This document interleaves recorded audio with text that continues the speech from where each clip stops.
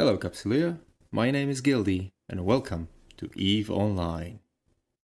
This area has been hidden from prying eyes for years. Now the structure responsible for cloaking the site is damaged, finally allowing for a way in. A quick survey indicates that this is a storage site, possibly used to store items collected by sleepers from all over known space.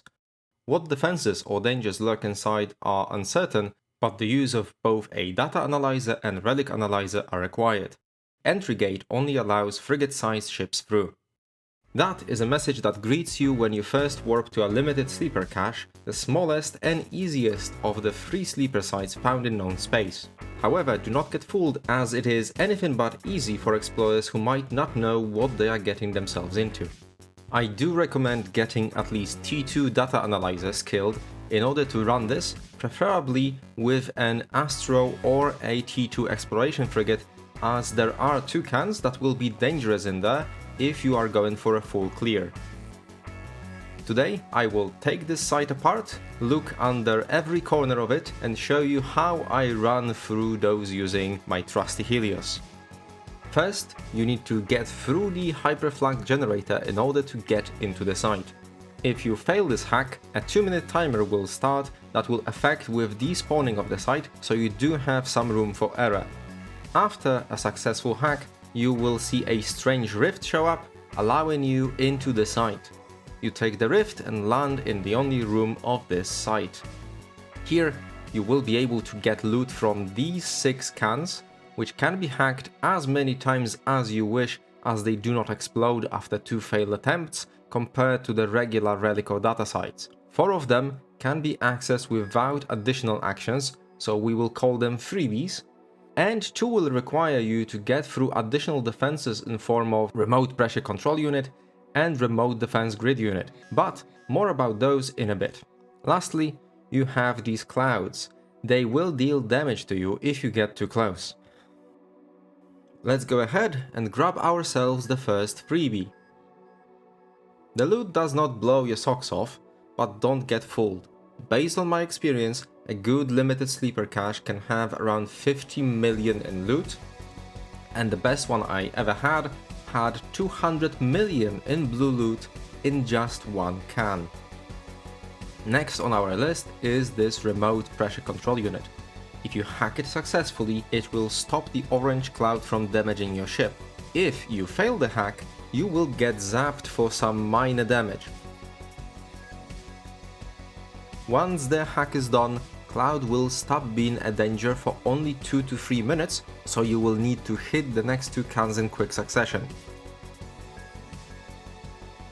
The first can only be accessible through the cloud. For the second one, if you hop over to the other side of it, the cloud won't reach you if you took too long to get the first can, so you can do that in order to secure yourself. You will still get reminders about the timer running out in the local chat, so you do not have to panic. Once those 2 are done, I usually go up and over the green cloud to get another one of the freebies.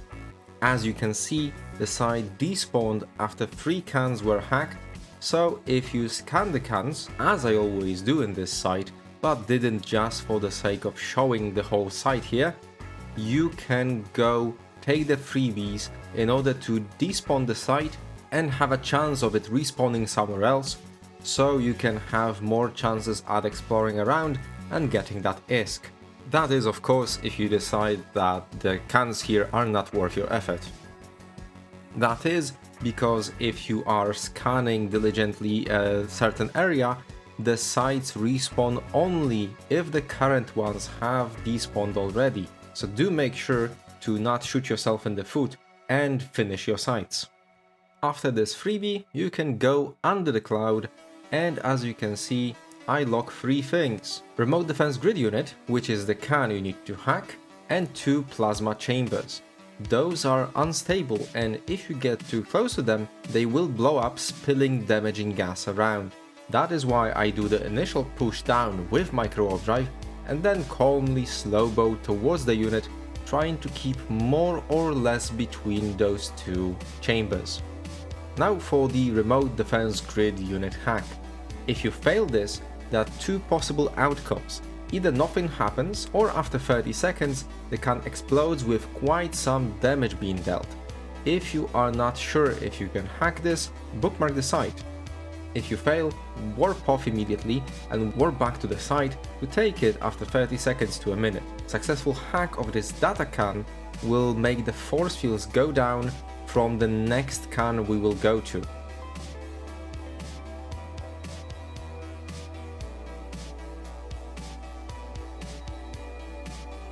First, slow boating again, and once you get away from the plasma chambers a little bit, you can again turn on your micro warp drive.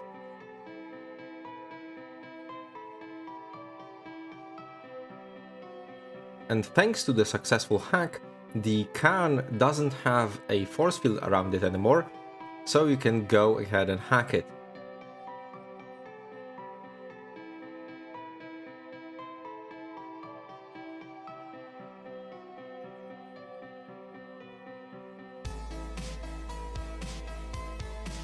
And lastly, you go for the last freebie can, and that is the whole site done and loot secured.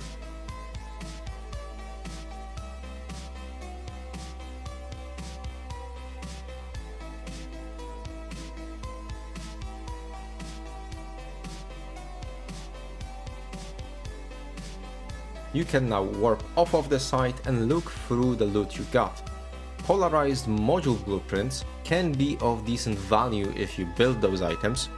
The blue loot you will be getting can be sold in various NPC stations to NPC buy orders, which can be easily determined as they are the only ones that have 365 days to end, and they give you the same price that the estimated value shows in your inventory.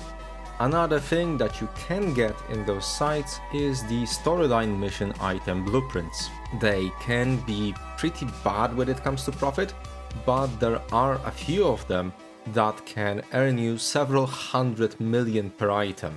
So do verify which ones you got in Janus or any other appraisal tool before you scrap them. And as I mentioned already, this is the site. If you enjoyed this video, leave a like and subscribe to see my future uploads. And if we never see each other again in Space Capsulia, fly safe!